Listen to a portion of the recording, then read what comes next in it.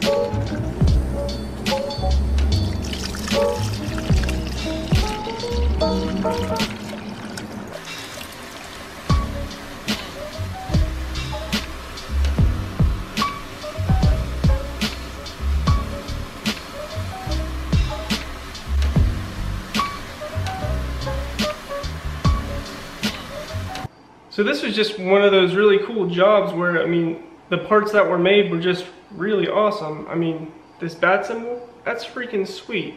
This one's out of A36 steel, similar to a 1018, I would assume. And I made two of those and a couple of these small ones. I think these ones might go on the wheels or something. This one is just a keychain. And on the back. So that's pretty sweet. Made two of those, and the other small one goes on the cigarette lighter, I believe, something like that. And then, of course, the shifter plate that I made first. It was just a really sweet project. Never really had done any emblems or any type of that kind of stuff before. It wasn't too bad. Used the tape method, and I used two work coordinate systems for the two small ones and the two big ones, and that just seemed to work out a lot easier, not having to load two parts, and it was just a lot easier. So I can machine two of those parts at one time. So all this stuff didn't turn out too bad. Got the belt grinder going, and I think that's it for now, so thanks for watching.